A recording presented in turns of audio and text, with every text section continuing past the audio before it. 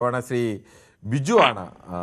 തിരുപുറത്ത് നിന്നാണ് വിളിക്കുന്നത്. ശ്രീ ബിജു, ഇത്തരം പോലീസുകാരെ സേനയിൽ ഇപ്പോഴും തുടരുന്നു, അതും ഈ ആധുനിക കാലത്ത് 2025-ലും. ഇത്തരം ആധുനിക കാലത്ത് മാത്രമല്ല, പഴയ കാലത്തും ഉണ്ടായിരുന്നു. ഈ പോലീസില് ഇപ്പോ നമ്മളെ CCTV പോലീസ് സ്റ്റേഷനിൽ സ്ഥാപിച്ച ശേഷമാണ് നമ്മൾ ഇതെല്ലാം പുറത്തു വരുന്നത്. മുൻകാലങ്ങളിൽ ഇതെല്ലാം പോലീസ് സ്റ്റേഷൻ നടന്നിട്ടുണ്ട്.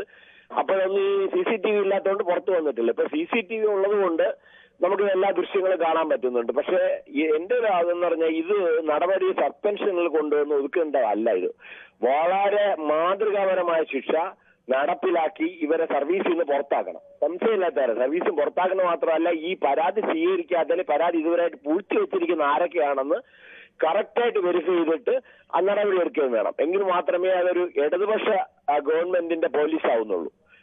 യഥാർത്ഥത്തിൽ ഇത് ഇടതുപക്ഷ സർക്കാരിന് തന്നെ നാണക്കേടാണ്. കാരണം ഇവര് മർദ്ദനം ഏൽക്കാത്ത ആൾക്കാർ കുറവാണ്. ഈ സർക്കാർ ഇപ്പൊ എന്റെ ഭരണകർത്താക്കളായിരിക്കുന്നവര് മർദ്ദനം ഏൽക്കാത്തവർ വളരെ കുറവാണ്. ഇപ്പൊ കോൺഗ്രസുകാരൊക്കെ പലരും വിളിച്ച് രാഷ്ട്രീയമായി ഇത് സംസാരിക്കുന്നുണ്ട്.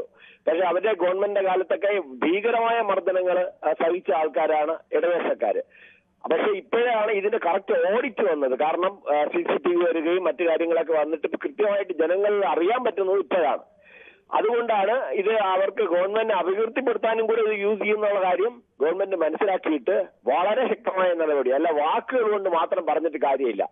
ജനകീയ പോലീസാണ് മറ്റു കാര്യങ്ങളാണെന്ന് വാക്കുകൾ കൊണ്ട് മാത്രം പറഞ്ഞിട്ട് കാര്യമില്ല. നടപ്പിലാക്കുന്നത് വളരെ ശക്തമായ നടപടി, മാതൃകാപരമായ നടപടി നടപ്പിലാക്കണമെന്നാണ് എനിക്കിത് പറയാനുള്ളത്. ഓക്കെ, ഇത്രയാണ് എന്റെ അഭിപ്രായം. ശരി, താങ്കളുടെ അഭിപ്രായം വളരെ വ്യക്തമാണ് ശ്രീ ബിജു. അത്തരം നടപടികൾ തന്നെയാണ് ഒരു ഇടതുപക്ഷ സർക്കാർ ഇരിക്കുമ്പോൾ, പ്രത്യേകിച്ച് ഈ പോലീസിൻ്റെയൊക്കെ ക്രൂരമർദ്ദനങ്ങൾ ഏറ്റുവാങ്ങേണ്ടി വന്ന മുഖ്യമന്ത്രി മുതൽ മന്ത്രിമാർ വരെയുള്ളവരുണ്ട്. അങ്ങനെയുള്ളവർ നയിക്കുമ്പോഴെങ്കിലും ജനത്തിന് ആ നീതി ഉറപ്പാക്കാൻ കഴിഞ്ഞില്ലെങ്കിൽ പിന്നീട് ഇടതുപക്ഷമെന്ന് പറയുന്നത് പോലും അർത്ഥമില്ല എന്ന് പറയേണ്ടി വരും. എന്തായാലും അത് തന്നെയാണ് ആളുകൾ പ്രതീക്ഷിക്കുന്നത്. ശ്രീ രാഘവനാണ്, കണ്ണൂരിൽ നിന്നാണ്. ശ്രീ രാഘവൻ, താങ്കൾ സ്റ്റേഷനിൽ നിന്ന് പ്രത്യേകതയില്ലേ? യൂണിഫോം ഇല്ല, ഒരു വനിതാ പോലീസ് വസ്ത്രയിലും യൂണിഫോം ആണല്ലോ. ഇന്ന് പ്രത്യേകതയുണ്ടോ? കേട്ടില്ല, താങ്കൾ പറഞ്ഞോളൂ. ആ സ്റ്റേഷനില് ആ ആർക്കും യൂണിഫോം ഇല്ല.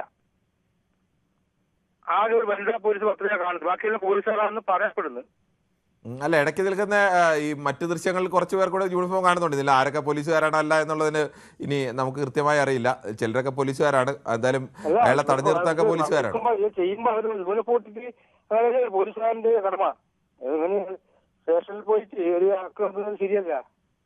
അത് ആ സമയത്ത് ഇനി എന്താണെന്നുള്ള കാര്യം അന്വേഷിക്കണം പൂർണ്ണമായി. അതിന്റെ അവര് ആർക്കും യൂണിഫോം ഇല്ല, അങ്ങനെ നിയമം ഉണ്ടോ? അങ്ങനെ അതറിയല്ലേ? ഒരു എല്ലാ പോലീസും ഈ കാണുന്നില്ലോ, കാണുന്നില്ലോ. അതെ അതെ. അപ്പൊ അത് പരിശോധിക്കണ്ടേ? അവര് അവർക്ക് കാര്യങ്ങളല്ല, യൂണിഫോം ഉണ്ടോ ഇല്ലയോ എന്നൊക്കെ ഉള്ള ചെറിയ ചെറിയ കുറ്റങ്ങളല്ല പ്രധാനം. അതിനേക്കാളൊക്കെ എത്രയോ വലിയ ക്രൂരതയാണ് അതിനിടയിൽ. അടിക്കുമ്പോ ശ്രദ്ധിക്കണ്ടേ? മറ്റേ അയാളെ ഭർത്താവിന് ചെയ്യുന്നുണ്ട്. ശരി, ഓക്കെ. ശ്രീ രാഘവൻ, ശ്രീ സെബാസ്റ്റ്യനാണ്, വയനാട് നിന്നാണ്.